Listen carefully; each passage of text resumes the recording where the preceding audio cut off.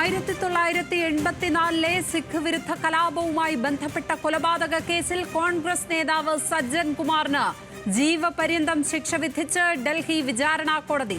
Special judge Kaveri ബവേജയാണ് ശിക്ഷ വിധിച്ചത്. വിവരങ്ങളുമായി ഇപ്പോൾ നാഷണൽ ഡെസ്കിൽ നിന്നും അഖില രവീന്ദ്രൻ ചേരുകയാണ്.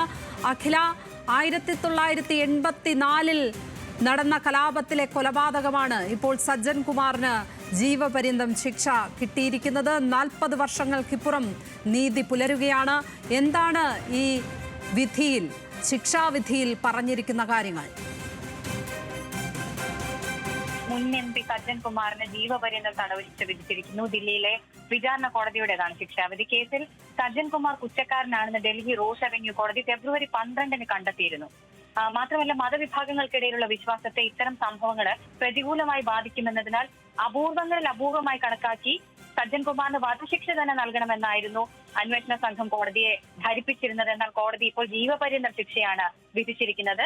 ഡൽഹിയിലെ സരസ്വതി വിഹാറിലാണ് 1984 നവംബർ 1 ജസ്വന്ത് സിംഗിനെയും മകൻ തരുൺദീപ് സിംഗിനെയും തീ കൊളുത്തി കൊലപ്പെടുത്തുകയും വീട് കൊള്ളയടിക്കുകയും ചെയ്തത്. ഇത് ചെയ്ത സംഘത്തിനൊപ്പം സജ്ജൻ കുമാറാണ് ഈ സംഘത്തെ നയിച്ചതെന്നാണ് പ്രത്യേക അന്വേഷണ സംഘം കണ്ടെത്തിയത്. ഡൽഹി കലാപവുമായി ബന്ധപ്പെട്ട് ഇപ്പോൾ 2 ജീവപര്യന്തം ശിക്ഷയായി സജ്ജൻ കുമാറിന്. ആദ്യത്തേത് ഡൽഹി പാലം കോളനിയിൽ 5 പേർ കൊല്ലപ്പെട്ട കേസിലാണ് നേരത്തെ സജ്ജൻ കുമാറിന് ജീവപര്യന്തം തടവ് ലഭിച്ചിരുന്നത്. ആ കേസിൽ നിലവിൽ തിഹാർ ജയിലിലാണ് സജ്ജൻ കുമാർ. ഈ പ്രസ്തുത കേസിനെതിരായ ഹർജി സുപ്രീം കോടതിയുടെ പരിഗണനയിലുമാണ്. ലക്ഷ്മി. അഖില രവീന്ദ്രനാണ് നാഷണൽ ഡെസ്കിൽ നിന്നും വിവരങ്ങൾ പങ്കുവച്ചത്.